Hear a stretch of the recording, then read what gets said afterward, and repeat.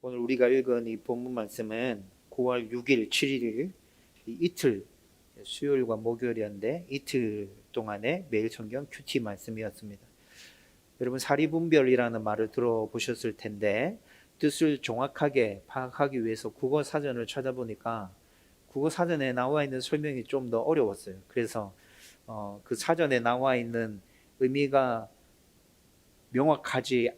제가 명확하게 알지 못하는 그 단어들을 찾아가면서 제 나름대로 정리한 게 이것입니다. 사리분별, 어떤 일의 합리적인 처리 순서 또는 삶의 이치와 도리를 잘 파악하는 능력, 사리분별을 이렇게 저는 제 나름대로 풀어서 정의를 내렸습니다. 여러분, 사리분별을 잘 해야 사회생활에 큰 문제가 없고, 그리고 우리가 하는 일에 있어서도 성공할 확률이 되게 높아지죠.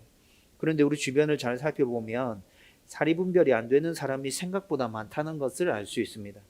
여러분, 월요일에 그냥 크게 중요한 뉴스 아닌데 월요일에 아주 간단한 뉴스 하나 떴는데 저의 관심을 하나 끄는 뉴스가 있었어요. 고속버스에서 한 여자 승객이 자기 의자를 완전히 뒤로 젖혔어요. 뒤에 앉아있는 사람 생각하지 않고. 그래서 시비가 붙어서 그것과 관련된 동영상이 방송국에 제보돼서 뉴스로 나오는 걸 제가 봤거든요. 여러분, 비행기와 기차와 고속버스 이런 교통수단에는 의자를 뒤로 젖힐 수 있는 그런 장치들이 있죠. 그리고 장거리 여행을 할 때는 약간 몸을 뒤로 젖히면 훨씬 더 편안하게 여행할 수 있다는 것을 우리가 잘 알고 있습니다. 그런데 그렇게 의자를 젖힐 때는 뒤에 있는 사람 그리고 나 옆에 있는 사람을 배려를 해줘야 되죠. 그런 거 없이 그냥 내가 하고 싶은 대로 하면 우리는 이 사회에서 살아갈 수 없어요. 여러분, 월요일 뉴스에 나왔던 그 상황은 젊은 여자 승객이 의자를 젖힐 수 있는 만큼 뒤로 다 젖혔어요. 뒤에 나이 드신 어르신이 앉아 계셨거든요. 그 어르신이 꼼짝달싹 할 수 없는 거예요. 그래서 의자를 조금만 세워달라고 얘기를 했는데 그 앞에 있는 여자 승객이 신경질적으로 반응하면서 의자가 이렇게 젖혀주니까 내가 다 젖힌 건데 왜 나보고 이래라 저래라 하느냐. 주위에 있는 사람들도 아니 그렇게 하면 뒤에 어르신이 너무 불편하잖아요. 의자 조금만 세워주세요 얘기를 했는데 그 의자가 굉장히 신경질적으로 반응하는 모습들이 동영상으로 찍혀 있었어요. 여러분, 진짜 사리분별을 못하는 여자죠. 네. 여러분, 이것뿐만이 아니라 최근에 주차와 관련해서 굉장히 많은 논란들이 일어나고 있는 걸 우리는 알 수 있습니다. 예. 두 칸을 물고 주차하는 거, 그 다음에 주차 시비 붙어가지고 뭐 이렇게 저렇게 하다가 좀 못된 생각을 하고 차를 못 빼게 가로막아 버리는 이런 일들. 그래서 오도 가도 못하고 아파트 주민 전체가 굉장히 불편 겪는 그런 일들, 우리는 최근에 뉴스에서 굉장히 많이 접하고 있죠. 여러분, 이런 일들도 사리분별을 제대로 하지 못해서 일어나는 일이라 생각합니다. 화가 날 수 있습니다. 그런데 그렇게 화를 내면 그 다음에 뒷수습을 어떻게 해야 되죠? 뒷수습하는 게 굉장히 힘들어질 거예요. 그렇죠? 생각 조금만 하면 되는데 생각 안 하고 그냥 화가 난다고 화를 다 내버리면 진짜 힘들게 되는 거죠. 그런데 이 사리분별이 되지 않는 사람들의 모습은 우리 사회에서만 접할 수 있는 게 아니라 성경에서도 여러 인물들을 통해서 우리는 이런 모습을 접하게 됩니다. 오늘 우리가 읽은 본문에서 일상의 삶에서 또 영적인 부분에서 사리분별이 되지 않는 사람들 확인할 수 있어요. 오늘 말씀 가운데 나타나는 사람들 우리 살펴보면서 우리에게 주시는 교훈들 한번 찾아보려고 합니다. 여러분, 오늘 우리가 읽은 말씀에 등장하는 인물은 솔로몬의 형 아도니아, 그리고 솔로몬의 어머니 밧세바, 그리고 이스라엘의 제사장이었던 아비아달, 군사령관이었던 요압, 이런 인물들이 지금 주인공으로 해서 오늘 말씀이 쭉 전개되고 있습니다. 그런데 이들 모두가 사리분별이 되지 않습니다. 아도니아부터 시작해서 요압까지 모두 다, 4명 모두 다 사리분별이 되지 않아서 창피를 당하기도 하고 심지어는 생명까지 잃기도 하죠. 여러분, 이들 각자를 좀 살펴보면서 어떤 부분에 있어서 사리분별이 되지 않았는지 좀 확인해 보려고 합니다. 먼저 13절에서 17절까지 보면 아도니아에 대한 이야기가 나오죠. 다윗이 살았을 때 반란을 계획하다가 물거품이 된 사건이 등장합니다. 우리는 이 사건에 대해서 이미 살펴봤었습니다. 여러분, 이 반란 사건이 있었을 때 이미 그와 그 반란에 가담한 모든 사람들은 죽어야 했었습니다. 여러분, 이것이 권력 다툼에서 밀려난 사람들이 겪는 그때 그 당시에 아주 합당한 그런 모습이었어요. 그런데 솔로몬이 진짜 참고 또 참아서 은혜를 베풀어서 아도니아가 살아남게 됩니다. 그렇다면 아도니아는 설사 속으로는 다음 기회를 엿본다고 하더라도 지금은 숨을 죽이고 쥐 죽은 듯이 지내야 하는 게 맞죠? 그렇죠? 그렇다면, 그렇게 하지 않으면 굉장히 큰 어려움을 겪게 된다는 건 누가 보더라도 다 뻔한 일인 거잖아요. 하지만 그는 야망 때문에 상황적인 사리 분별이 전혀 되지 않았습니다. 그래서 전속력으로 죽음을 향해서 달려가죠. 여러분, 오늘 우리가 읽은 15절 말씀을 보면 아도니아가 밧세바를 찾아가서 뭔가를 부탁하는데 이 부탁하는 내용이 진짜 놀랍습니다. 여러분, 15절 말씀 이렇게 얘기하죠. 이 왕위는 내 것이었고 온 이스라엘은 다 얼굴을 내게로 향하여 나를 왕으로 삼으려 하였는데, 아도니아가 이렇게 얘기하고 있어요. 물론 15절 뒷부분까지 끝까지 다 읽어보면 15절 뒷부분에 하나님의 섭리로 포장해서 그렇게 된 일은 하나님의 섭리였습니다, 이렇게 얘기하죠. 그런데 아도니아의 진짜 속마음은 어때요? 하나님의 섭리였습니다 라고 얘기하는 건 그냥 말 그대로 포장인 거예요. 아도니아의 진짜 속마음은 진이는 내 왕위를 솔로몬이 지금 뺏어갔잖아요, 이거 얘기하고 있는 거예요. 여러분, 세상적인 관점에서 봤을 때 아도니아가 이렇게 얘기하는 건 타당한 면이 있는 것 같습니다. 여러분, 1장에서 아도니아가 반란을 계획하고 반란을 일으키려 할 때 우리는 그 모습을 살펴본 적이 있었어요. 몇 주 전에 야부크 기도에서 그 모습들 살펴봤었죠. 여러분, 1장 6절에 보면 아도니아는 압살롬 다음으로 태어난 솔로몬의 아들이라고 소개해주고 있어요. 압살롬 다음으로 태어난 솔로몬의 아들이면 넷째 아들을 뜻하는 겁니다. 그리고 아도니아 앞에 있었던 첫째, 둘째, 셋째 아들은 지금 이 상황에서 다 죽고 없어요. 아도니아가 장자는 아니었지만 지금 이 상황에서는 장자의 명분이 아도니아에게 있다고요. 다윗의 첫째 아들은 암논이었는데 압살롬이 암논을 죽이죠. 그리고 둘째는 길라압이었는데 길라압은 굉장히 건강이 안 좋았던 것 같아요. 학자들이 그렇게 추측해요. 딱 한 번 언급되고 성경에 더 이상 나타나지 않아요. 그래서 길라압은 병을 앓다가 일찍 죽었을 것이라 학자들을 추측하고, 압살롬이 셋째인데 압살롬은 반란을 일으켰다가 죽죠. 첫째, 둘째, 셋째가 다 죽고 없어. 아도니아가 넷째인데 실질적으로 이 상황에서 지금 장자의 명분은 아도니아에게 있는 것이죠. 또 이것뿐만이 아니라 그는 용모가 수료했다고 열왕기상 1장에서 얘기해 주고 있어요. 제사장 아비아달과 군 장관이었던 요압을 포섭할 정도로 정치적인 수단도 굉장히 뛰어났던 인물입니다. 다윗에게 혼난 적도 없어요. 잘못을 안 한 것이 아니에요.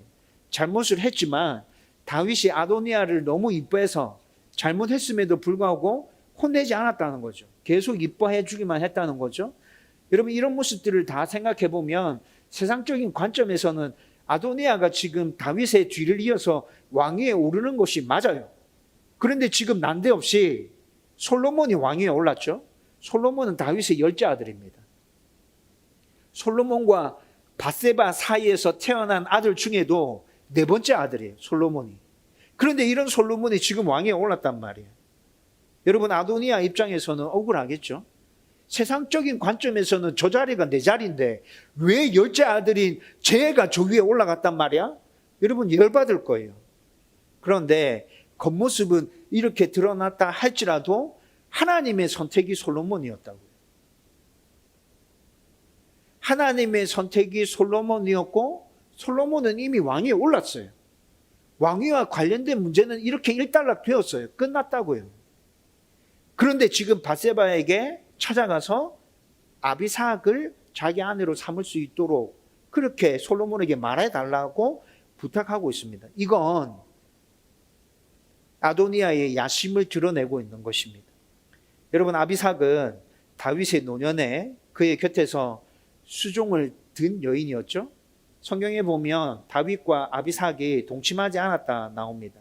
그런데 동침하지 않았지만 다윗의 노년에 다윗의 수종을 들었기 때문에 엄밀하게 얘기하면 아비삭은 다윗의 첩인 거죠. 이런 아비삭을 아도니아가 지금 아내로 삼겠다고 하는 겁니다. 이 족보상으로도 굉장히 이상한 거죠. 족보상으로도 굉장히 이상합니다. 족보상으로 이상할 뿐만이 아니라 지금 아도니아가 이렇게 하는 것은 다윗을, 돌아가셨지만 선왕인 다윗을 등에 업고 뭔가 후위를 도모해 보겠다는 생각이 여기 지금 깔려 있는 거예요. 다윗의 말년에 수종된 아비삭이 아도니아의 아내가 된다면 다윗이 아도니아를 신임했구나. 솔로몬도 신임했지만 아도니아도 다윗 왕이 굉장히 신임했구나 라고 백성들은 받아들이게 될 거예요. 이로 인해서 아도니아에게 만약에 새로운 기회가 온다면 아도니아는 그 기회를 포착해서 뭔가 또 다른 일들을 계획하고 일으키려고 지금 뭔가 생각을 깔고 이렇게 하고 있다는 거예요. 하지만 여러분, 이건 속이 뻔히 보이는 일 아닙니까? 너무 뻔히 보이는 일이잖아요. 여러분, 솔로몬이 지혜가 정말 뛰어났던 왕이죠. 솔로몬이 그가 품고 있는 생각을 몰랐을까요? 아주 치열한 권력 다툼의 현장 가운데서 살아가고 있는 사람들이 상황적으로 왜 이런 사리분별이 안 되는지 저는 이해가 안 됩니다. 참 의아하죠. 아도니아도 치열한 그 권력 다툼 안에서 살았을 것인데 이렇게 하면 솔로몬이 금방 눈치채고 자기가 어떻게 될 것이라는 생각을 왜 하지 못하는 거죠? 여러분, 아도니아가 이렇게 사리분별을 못하는 이유는 야망에 눈이 멀어 있기 때문에 그렇습니다. 중요한 일을 두 번이나 실수하면서 잘못하면서 사리분별을 제대로 하지 못해서 결국 아도니아는 어떻게 됩니까? 자기 발등에 도끼로 그냥 찍어버려. 자기 발등을 도끼로 그냥 찍어버리는 그런 상황이 돼버린 것이죠. 야망의 눈이 어두웠기 때문에 사리분별을 제대로 하지 못하는 거예요. 그 다음으로 오늘 우리가 읽었던 본문에서 등장하는 인물이 밧세바죠. 밧세바도 마찬가지입니다. 왜 아도니아의 부탁을 솔로몬에게 가서 전했는지 저는 참 의아합니다. 아도니아의 속셈을 파악하지 못했기 때문에 밧세바가 아마 가서 전했을 거예요. 아도니아의 속셈을 밧세바가 파악했다면 절대 솔로몬에 가서 이 일을 전하지 않았겠죠?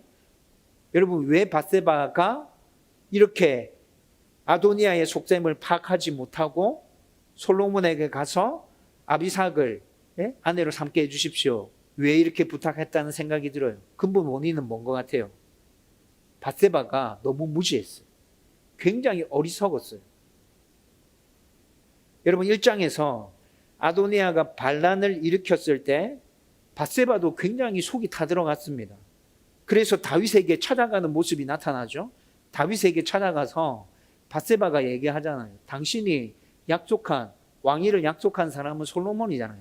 그런데 지금 아도니아가 반란을 일으키고 있어요. 여러분, 밧세바가 다윗에게 찾아가서 이런 이야기하는 거 1장에서 살펴봤잖아요.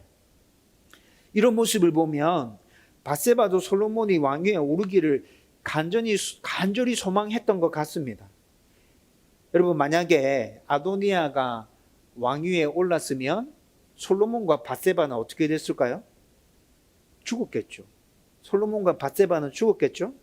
그리고 솔로몬이 왕위를 차지했다고 하더라도 그의 형제들이 살아있는 동안에는 단 한순간도 방심할 수 없잖아요. 이게 왕정인 나라에서 권력과 관련된 아주 비극적인 일인 거죠. 형제이지만 믿을 수 없어서 형제들이 살아있는 동안에는 단 한순간도 편하게 지낼 수 있는 날이 없죠. 그래서 좀 악한 왕이면 어떻게 합니까? 왕위에 오르는 즉시 형제들까지도 다 죽여버리잖아요. 여러분, 이것은 모든 시대 모든 나라에서 왕위와 권력을 둘러싸고 일어나는 아주 보편적인 모습이었습니다. 또 밧세바도 왕궁에서 살면서 굉장히 여러 방면에서 다양하게 솔로몬에게 왕위가 넘어갈 수 있도록 여러 가지로 노력했을 거예요. 그런데 그런 왕궁의 삶을 살았던 이 여인이 아비삭을 아내로 삼게 해달라는 그 아도니아의 속셈을 파악하지 못했다는 것은 참으로 어리석었다, 참으로 멍청하구나, 이렇게밖에 설명할 수 없다는 거죠. 여러분, 밧세바가 어리석고 멍청했기 때문에 사리분별을 하지 못했어요. 그래서 솔로몬에게 가서 아비삭을 아내로 삼게 해주십시오 이렇게 부탁했는데 그 뒤에 자기에게 돌아온 건 뭐죠? 수치였어요. 아들 솔로몬으로부터 혼났죠. 여러분, 오늘 우리가 읽었던 22절 말씀 보면 솔로몬이 어머니 밧세바에게 아주 혼을 냅니다. 어머니, 지금 아비삭을 아도니아에게 아내로 주라 말씀하셨습니까? 그렇게 말하지 말고 차라리 내 왕위를 그에게 주라 말씀하십시오. 어머니, 지금 뭐 하는 겁니까?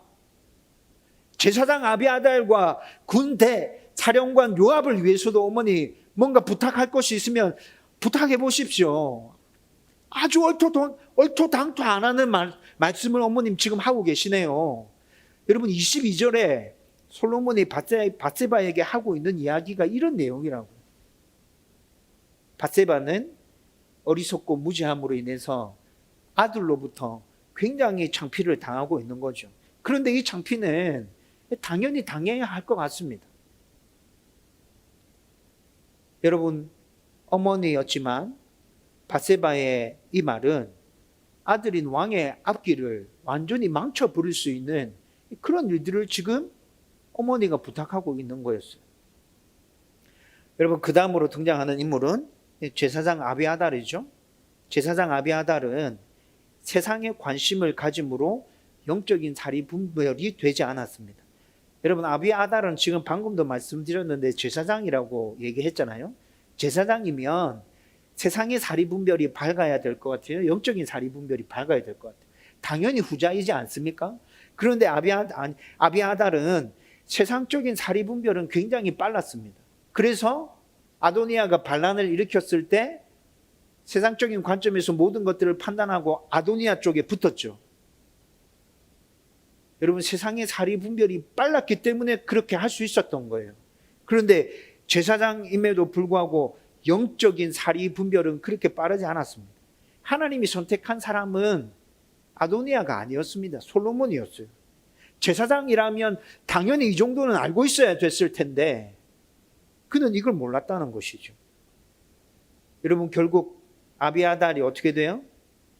아도니아 편에 붙은 것으로 인해서 그의 제사장직이 파면당하고 고향으로 귀양살이를 떠나게 됩니다. 여러분, 물론 아비아달이 이렇게 되는 것은 사무엘상에서 엘리에게 내려진 하나님의 저주가 이 일로 인해서 완전히 성취되는 것을 보여주는 것이기도 합니다. 여러분, 그런데 하나님의 말씀이 이렇게 성취되는 것과는 또 다르게 아비아달의 입장에서 생각해 본다면 여러분, 이거 굉장히 수치스러운 일이잖아요. 한 나라의 제사장이었는데, 이스라엘 나라의 제사장이었는데 잘못된 일로 인해서 그 제사장 직분을 파면당하고 고향으로 귀양살이 떠나는 아비아달. 왜 이렇게 됐어요? 영적인 사리분별을 하지 못했기 때문에 이런 일들이 일어나게 되는 것이죠. 끝으로 오늘 본문에서 요압 인물이 등장하고 있습니다. 여러분, 요압은 다윗과 생사고락을 진짜 함께 했던, 어떻게 본다면 다윗과 굉장히 가까운 사이였어요. 그렇죠? 근데 야망으로 다윗의 마음을 읽는 사리분별을 하지 못했어요. 여러분, 저는 일과 관련된, 상황과 관련된 사리분별이 있고 또 사람의 마음을 읽어내는 사리분별이 있다고 저는 생각합니다.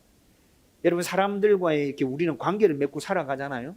그 관계 안에서 사람들의 마음을 읽는 이 사리분별이 잘 되지 않으면 관계가 굉장히 힘들어지죠. 가까운 사람의 장점과 단점, 그 사람의 성품, 감정, 좋아하는 거, 싫어하는 거, 여러분, 이 정도를 알고 그 사람이 어떤 모습을 내 보일 때, 어떤 말을 할 때, 아, 이래서 저렇구나, 이런 사리분별이 돼야 그 다음에 적절한 대응을 할 수 있게 되지 않습니까?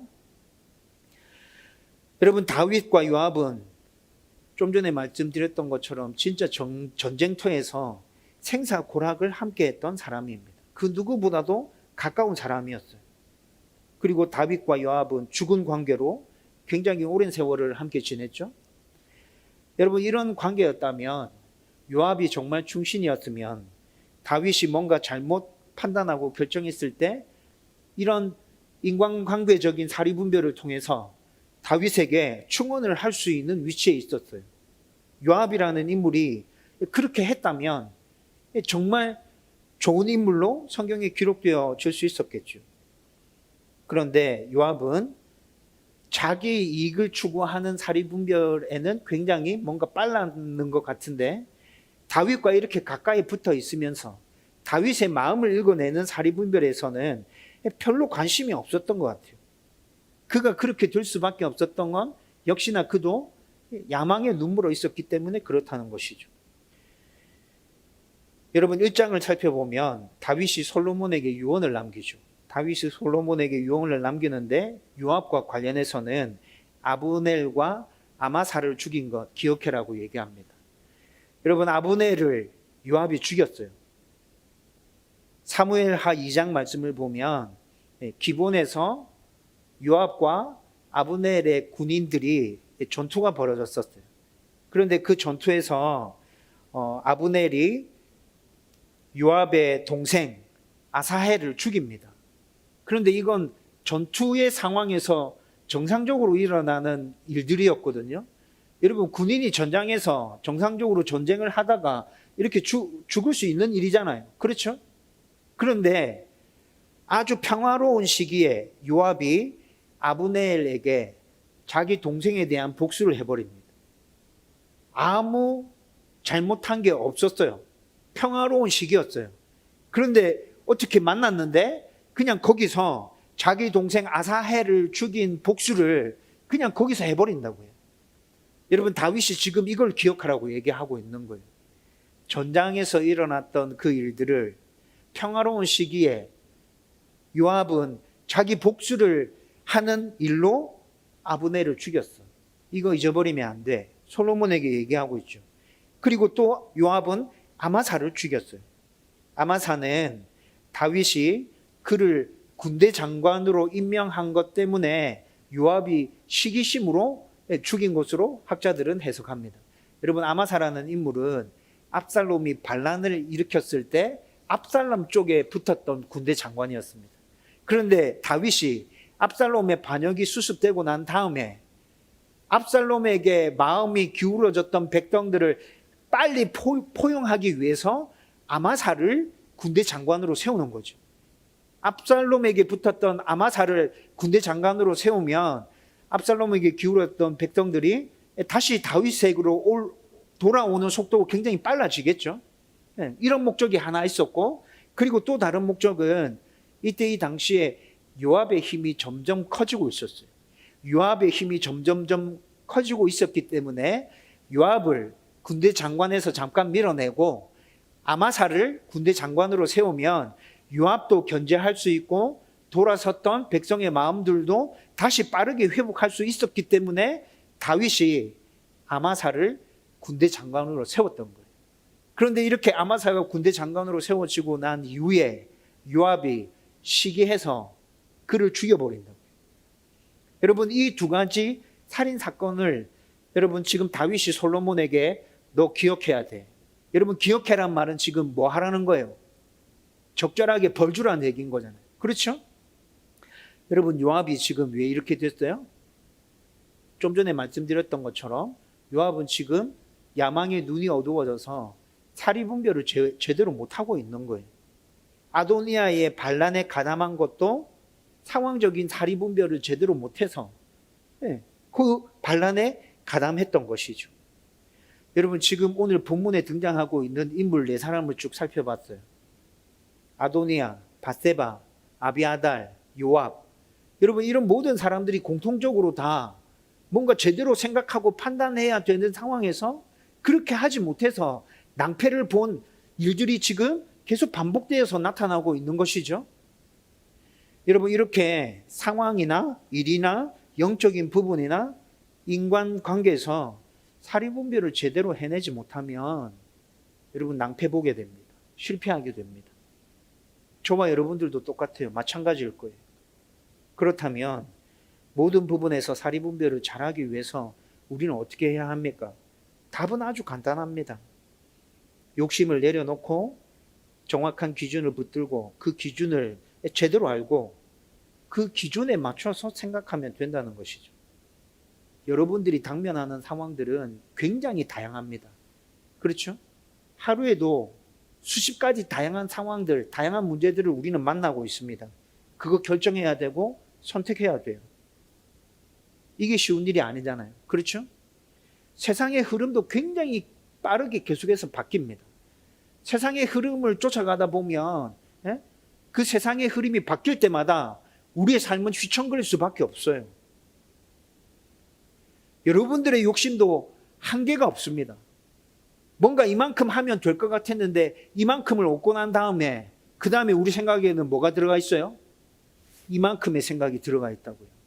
우리의 욕심도 한도 끝도 없다고요. 따라서 정확한 기준이 없다면 상황과 세상의 흐름과 내 욕심에 따라서 모든 것들이 다 달라져 버립니다. 여러분, 이렇게 살면 우리는 이 세상을 제대로 잘 살아갈 수 없게 된다고요. 정확하게 사리분별을 하는 일들은 불가능하게 된다고. 이렇게 살면. 여러분, 그래서 뭔가 흔들리지 않는, 변하지 않는 정확한 기준이 필요하다는 것이죠. 여러분, 우리 가운데 정확한 기준은 뭡니까? 여러분들 잘 알고 계시잖아요. 우리 가운데, 우리 삶에 흔들리지 않는, 변함없는 정확한 기준은 하나님 말씀이지 않습니까? 여러분, 그 말씀을 붙들고 여러분, 우리가 당면하는 모든 문제들에 있어서 이치에 맞게끔 제대로 잘 생각하고 잘 분별하고 잘 결정해야 우리의 삶이 평탄할 수 있어요. 평안할 수 있어요. 하나님의 은혜 가운데 거할 수 있다는 거예요. 하나님의 말씀인 그 기준, 그걸 제대로 붙들고 사리분별을 잘 하면 우리가 어떻게 걸어가야 될지 그게 보인다고요. 여러분, 그래서 시편 119편에는 뭐라 얘기하죠? 하나님의 말씀을 뭐라 얘기해요? 하나님의 말씀은 우리 발의 등이고 우리 길의 빛입니다. 왜 이렇게 얘기하는 겁니까? 말씀을 잘 붙들고 있으면 어떻게 가야 하는지 보인다는 거예요. 제대로 결정할 수 있다는 거죠. 사리분별이 분명해진다는 겁니다. 아도니아가, 밧세바가, 아비아달이, 요압이 하나님의 말씀을 제대로 잘 붙들고 있었다면, 그것을 기준으로 해서 생각하고 판단했다면 오늘 본문에서 살펴본 이런 일들이 일어났겠어요? 하나님의 말씀을 기준 삼아도 선택할 수 있는 방법은 굉장히 여러 가지고 다양합니다. 그렇죠? 근데 제가 확신할 수 있는 거 하나, 적어도 제가 확신할 수 있는 거 하나, 만약에 이들이 하나님의 말씀을 제대로 기준 삼아서 잘 붙들고 있었다면 오늘 본문에서 나타나는 모습처럼 이들이 실패하고 좌절하지는 않았을 것이다. 이렇게 되지는 않았을 거예요. 저와 여러분도 하나님의 말씀을 기준으로 삼아서 모든 부분에 있어서 사리분별을 제대로 할 수 있기를 주님의 이름으로 축원드립니다. 여러분, 이제 말씀을 정리하려고 합니다. 여러분, 우리 삶의 모든 부분에서 사리분별 제대로 하는 거 여러분 정말 중요하다고 생각하고 있죠? 그렇게 살고 싶잖아요. 내가 당면하는 상황, 만나는 모든 사람들과의 관계, 영적인 부분에 있어서 좀 제대로 사리분별하고 제대로 판단하고 제대로 결정해서 좀 잘 살아보면 좋겠다. 저와 여러분들 안에 이 생각이 있는 거 아닙니까? 여러분, 이렇게 하려고 하면 어떻게 해야 됩니까? 하나님의 말씀을 붙드는 방법 말고 다른 곳 없다고요. 세상의 흐름을 잘 따라가면 된다고요? 아니요. 내 생각과 내 판단대로 모든 걸 결정하면 그게 맞는 거야. 다른 사람들의 이야기 들을 필요 없어. 성경 웃기고 있네? 여러분, 그거 아니죠? 성경은 절대로 우리 가운데 그렇게 얘기해 주고 있지 않습니다. 이 세상에 변하지 않는 기준은 오직 하나님 말씀 하나뿐입니다. 그 말씀을 우리 삶의 기준으로 삼아야 됩니다. 그 말씀 기준 삼아서 우리는 사리분별해야 합니다. 하나님 주신 자유의지를 가지고 그 말씀을 기준으로 삼아서 생각하고 제대로 판단해야 된다. 그렇게 하면 하나님의 말씀이 우리 반에 등이 될 것입니다. 그렇게 하면 하나님의 말씀이 우리 길에 빛이 될 것이라고요. 바른 길로 인도해 줄 거라고요. 알고만 있고 삶 속에 제대로 적용하지 않으면 그건 아무 소용없죠. 네, 그냥 장식품에 불과합니다. 장식품은 우리 삶에 실질적으로 도움이 되지 않습니다. 여러분, 수많은 말씀들을 들으면서 하나님의 말씀이 우리 삶의 기준이 된다는 거 저와 여러분들은 이미 알고 있습니다. 그런데 이걸 삶 속에서 실천해 내려고 노력하지 않는다면 여러분들이 알고 있는 그건 그냥 장식품에 불과합니다. 우리 삶에 전혀 도움되지 않습니다. 오늘 이 밤에 하나님의 말씀을 정말 내 기준으로 다시 붙들어야겠다. 내 삶의 기준으로 다시 붙들어야겠다. 그 말씀을 붙들고 제대로 생각해서 사리분별 정확하게 해내야겠다. 이렇게 결단할 수 있기를 주님의 이름으로 축원드립니다.